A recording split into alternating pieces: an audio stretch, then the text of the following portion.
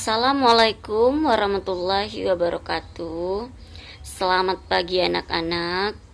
Gimana kabarnya pagi hari ini? Semoga kalian sehat semua dan bisa mengikuti kegiatan belajar daring seperti biasa. Nah, untuk pertemuan kali ini, pertemuan ketiga, kita di sini mengidentifikasi struktur teks fabel dan mengidentifikasi kaidah bahasa dalam teks fabel. Sebelum memulai, marilah kita berdoa terlebih dahulu. Berdoa mulai. Berdoa selesai. Baiklah, kita masuk bagian pertama, itu mengidentifikasi struktur teks fabel.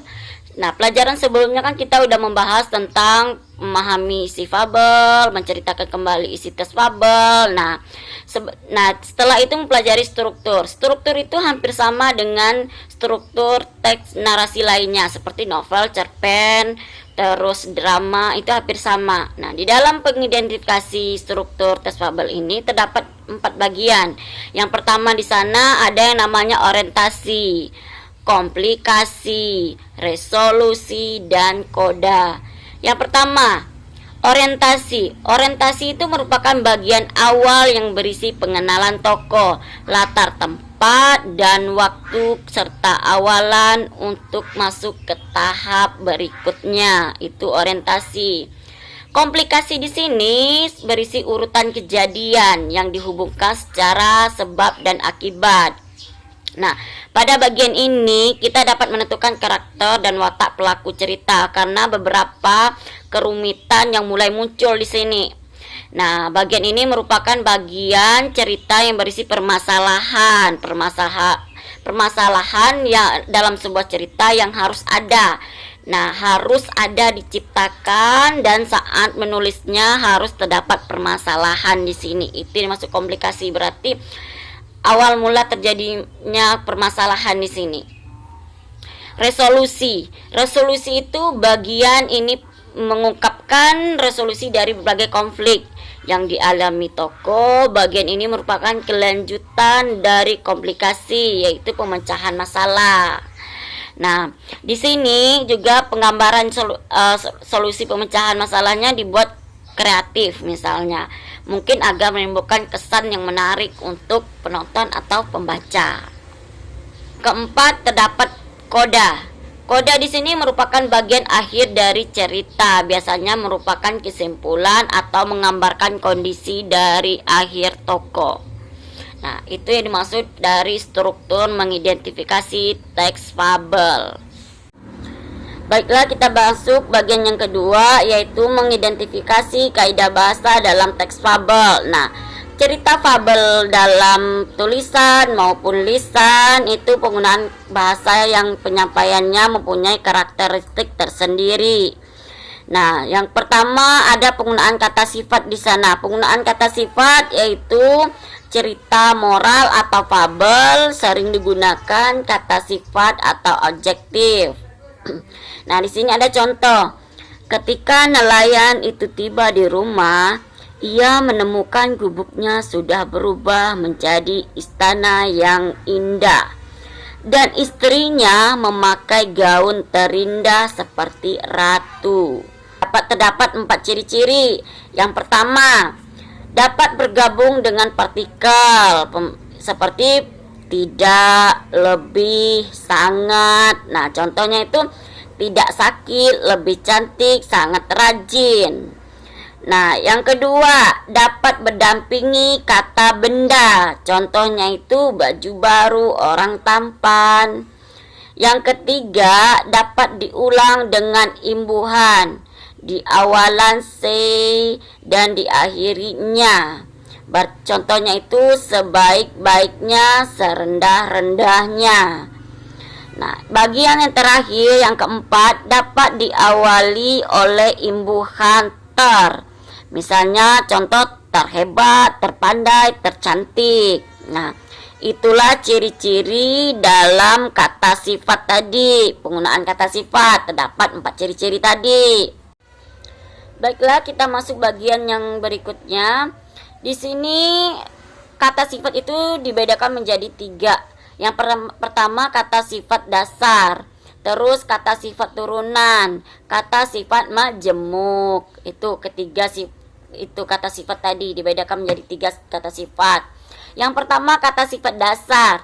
Kata sifat dasar ini dibagi menjadi dua lagi, yaitu kata sifat yang dapat diikuti kata misalnya oleh kata sangat dan lebih.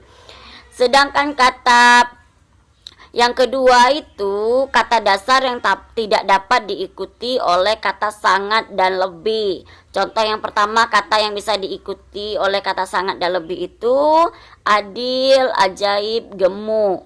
Sedangkan kata sifat yang tidak dapat diikuti oleh kata sangat dan lebih, contohnya itu buntu, genap, musnah, langsung. Nah, itu contohnya bagian yang tidak dapat diikuti oleh kata sangat dan lebih tadi.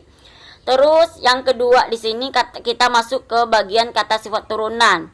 Kata sifat turunan ini dibagi menjadi 5 di sini. Yang pertama, kata sifat turunan berafiks, kata sifat bereduplikasi, terus kata sifat di awalan ke dan diakhiri an, kata sifat berafiks.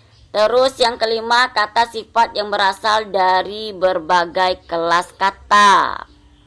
Nah, di sini contoh kata sifat turunan berafiks itu termiskin, termahal.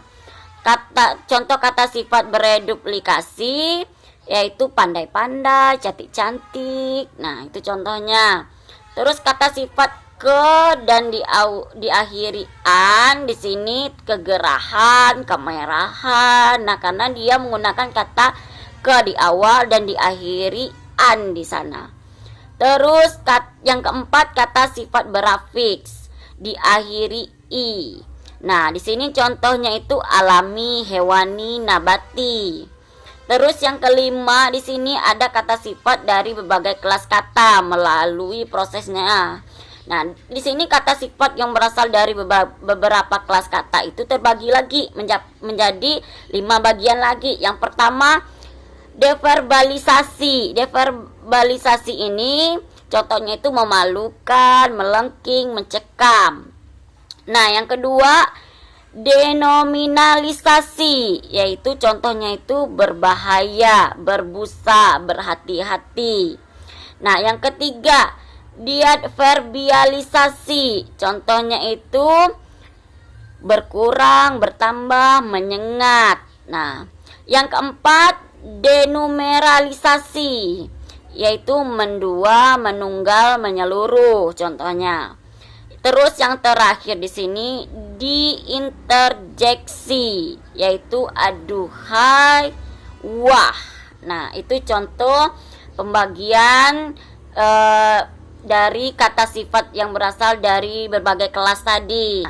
Di sini kita bagian yang ketiga tadi, kata sifat majemuk itu terbagi menjadi 2, yaitu subordinatif. Subordinatif ini contohnya buta warna, besar mulut, busuk hati. Nah, itu subordinatif.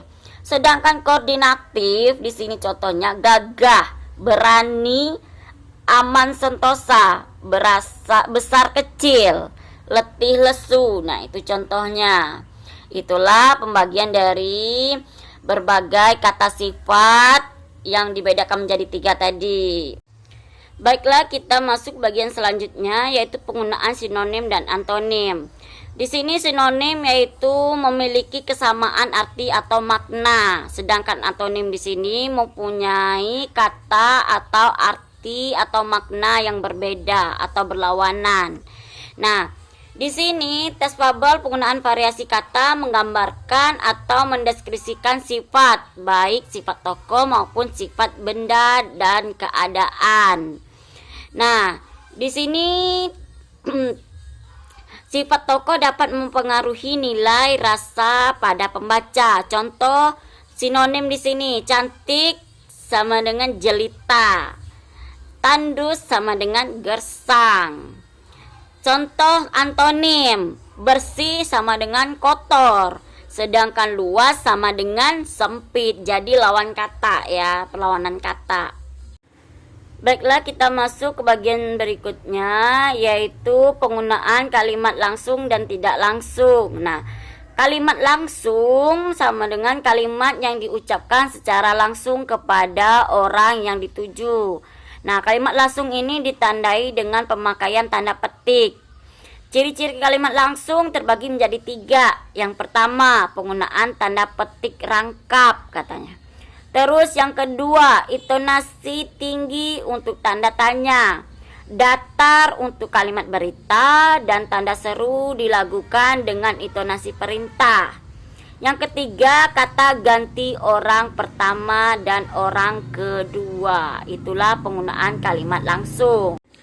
Baiklah, bagian yang kedua yaitu kalimat tidak langsung. Kalimat tidak langsung itu kalimat yang melaporkan atau memberitahukan perkataan orang lain dalam bentuk kalimat berita. Nah, berarti di sini tidak disampaikan atau ditujukan kepada orang yang ditujukan. Berarti dia melaporkan atau memberitahunya dari mulut ke mulut, tidak langsung ditujukan sama orang yang bersangkutan. Nah, itu yang dimaksud dengan kalimat tidak langsung tadi. Nah, ciri-ciri kalimat tidak langsung ini terbagi menjadi 3 juga, yaitu yang pertama, tidak menggunakan tanda petik, sedangkan yang langsung tadi menggunakan tanda petik. Yang kedua, intonasi pembacaannya datar. Terus yang ketiga, terdapat perubahan kata ganti orang. Nah, misalnya yang pertama, kata ganti orang ke 1 berubah menjadi kata orang ketiga.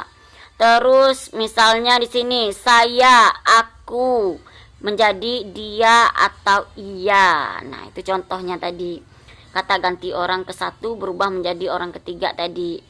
Dari aku berubah menjadi dia. Terus yang kedua, kata ganti orang kedua berubah menjadi orang ke 1. Contohnya itu kamu, kau. Nah, itu terkata ganti orang kedua tadi. Nah, saya atau nama orang. Nah, di sini kata ganti orang kedua berubah menjadi kata ganti orang ke 1. Misalnya gini, kata ganti kamu berubah menjadi saya. Nah, itulah perubahannya, dari kamu berubah menjadi saya, kata ganti orang pertama tadi.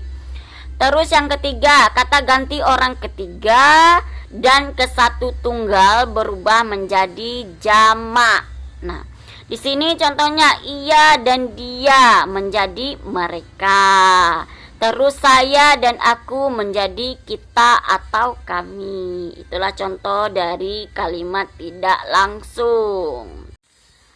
Baiklah anak-anak, untuk pertemuan kali ini itulah penjelasan dari Ibu dari mengidentifikasi struktur tes Fabel, mengidentifikasi kaidah bahasa, terus kata sifat, antonim dan sinonim, kalimat langsung dan tidak langsung. Semoga kalian bisa memahami penjelasan Ibu tadi dan mengerjakan soal nanti dengan baik dan benar. Nah, untuk soal tolong kalian buka halaman 25. Di halaman 25 itu ada cerita landasi si landa yang kesepian.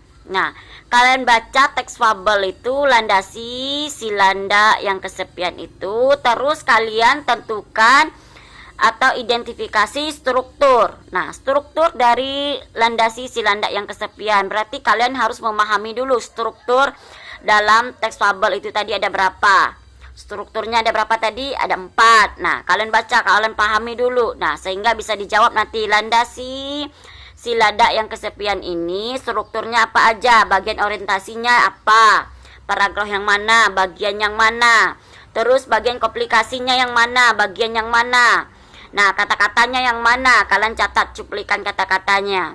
Terus resolusinya bagian yang mana, bab berapa, cuplikan yang mana, kalian catat cuplikannya. Nah, koda yang mana, cuplikannya juga dicatat, paragraf keberapa boleh, terus kalian tulis yang jelas cuplikannya yang mana. Nah, yang kedua, tentukan kaidah bahasa dalam teks fabel. Nah, di sini kan ada yang soal pertama, identifikasi struktur dan kaidah bahasa pada teks. Nah, setelah struktur tadi empatnya tadi kalian kerjakan, terus kaidah bahasanya lagi. Kaidah bahasa yaitu penggunaan kata sifat. Kata sifatnya seperti apa di dalam teks ini tadi atau di dalam cerita fabel Landasi si landak yang kesepian. Terus penggunaan sinonim dan antonimnya yang mana? Ada tidak kata-kata yang antonim? Ada tidak kata-kata yang bersinonim di dalam cerita tes fabel si landak yang kesepian? Terus yang ketiga, penggunaan kalimat langsung dan tidak langsung. Ada tidak di dalam cerita fabel si landak ini yang kesepian ini kata-katanya yang kalimat langsung dan tidak langsung? Nah, terus yang kedua, kerjakan dalam bentuk tabel. Terus serahkan hasil pekerjaan pada guru yang menilai atau guru yang mapel. Nah, untuk tugas silakan dikumpul paling lama itu hari Kamis. Ibu tunggu ya. Tolong dikerjakan dengan baik. Pahami lagi, baca lagi buku sehingga bisa dijawab dengan benar. Cukup sekian. Ibu ucapkan wabillahi taufik walhidayah. Wassalamualaikum warahmatullahi wabarakatuh.